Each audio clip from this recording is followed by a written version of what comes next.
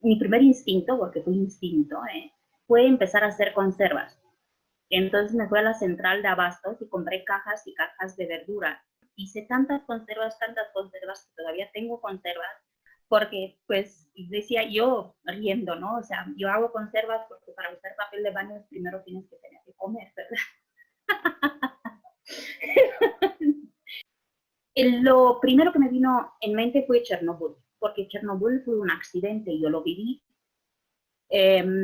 Y de repente hay un accidente que te va a confinar en la casa, en donde se nos dijo no pueden comer verduras frescas porque están radioactivas. Entonces tuvimos que comer conservas.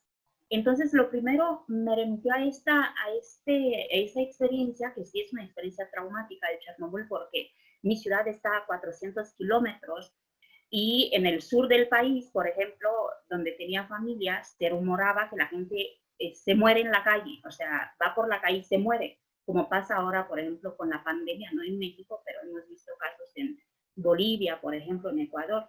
Mucho me temo que no hemos aprendido a vivir con la muerte. Salgo y tengo que salir 2 veces a la semana, salgo con mascarilla. Lo que yo veo más bien la gente sale por egoísmo, sale por mucha ansiedad, sale por una cosa que nos llamó la atención a muchos, es esta frase, si crees en el virus. Crees en el virus, así como la gente dice, a ver, que no es una religión, o sea, no es un santo, no es un Dios, no puedes creer en el virus. Y la gente se está debatiendo en internet, hasta en la calle, diciendo, ¿crees o no crees en el virus? Ya somos dos, digamos, como dos grupos separados, los que creen en el virus y los que no creen en el virus. De una pandemia, una epidemia, de una contingencia, podemos aprender mucho. Por ejemplo, pues no se habla mucho de la compasión.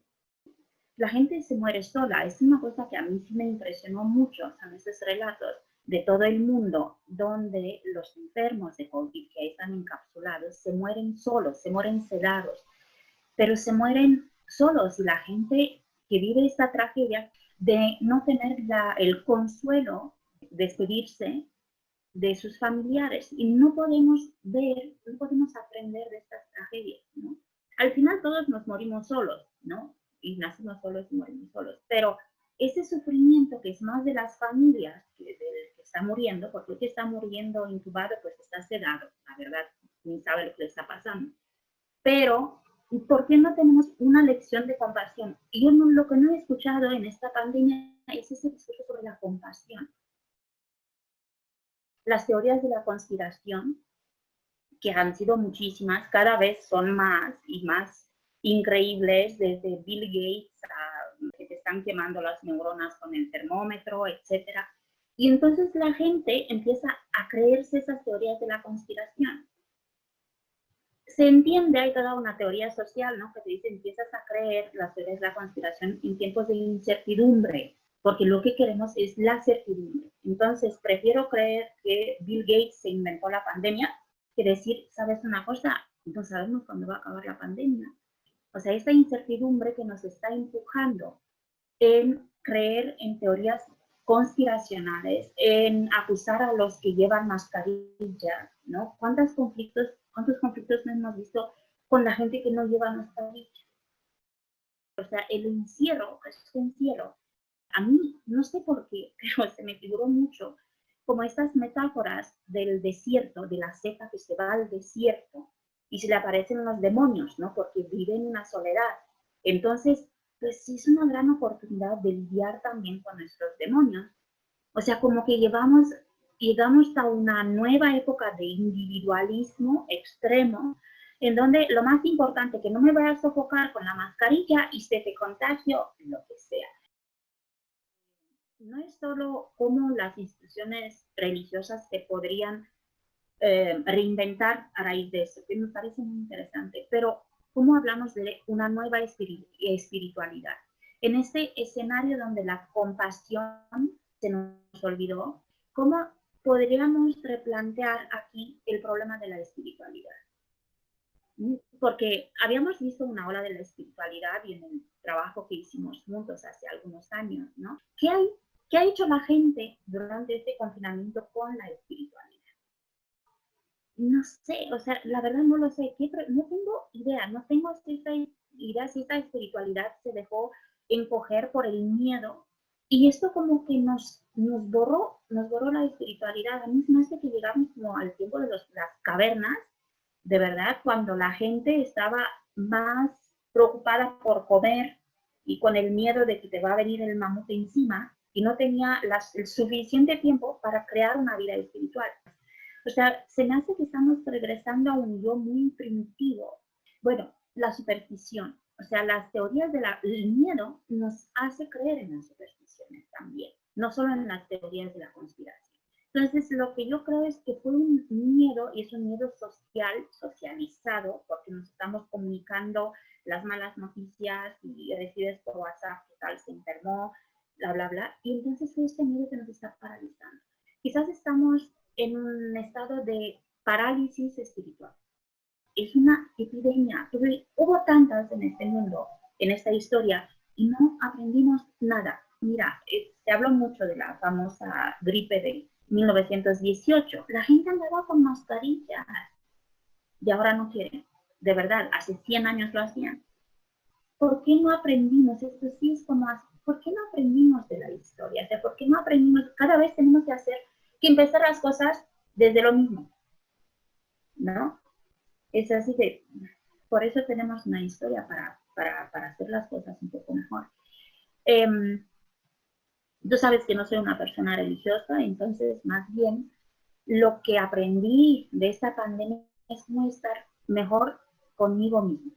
Creo que es muy importante porque no es solo cómo estoy, porque puedo estar con ansiedad y salgo corriendo a la calle sin mascarilla, o me peleo con mi pareja, o me peleo con el hijo, o con el gato, lo que sea, sino cómo quiero estar. Y ahí sí uno tiene toda la fuerza de reflexión para poder construir cómo quiero estar, una realidad que es una realidad que no escogimos, ¿no? Que así pasó, que la tienes que aceptar, que es este sentido de resiliencia y que es una realidad horrible.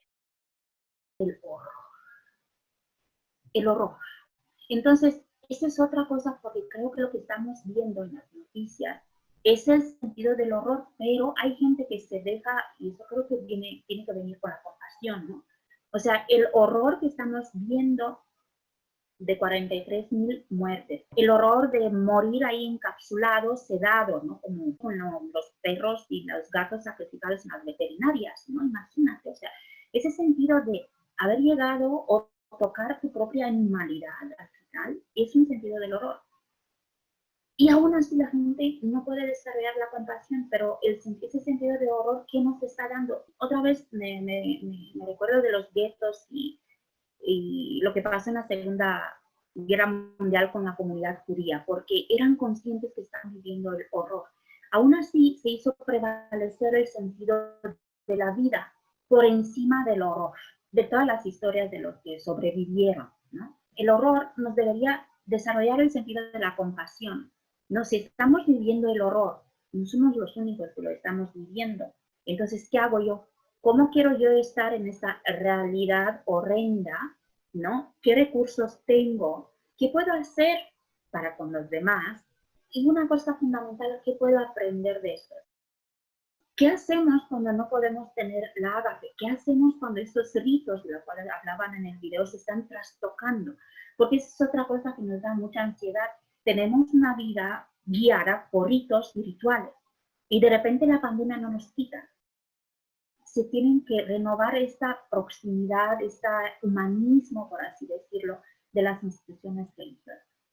Este llamado para decolonizar, pero primero para entender qué tenemos que decolonizar, tenemos que entender qué nos colonizó. Y no solo esto, sino como dicen los estudios de la decolonialidad, cómo nosotros mismos seguimos colonizándonos y colonizando a otros. Creo que esa puede ser una reflexión muy importante. O sea, ¿por qué llegamos a ser colonizados?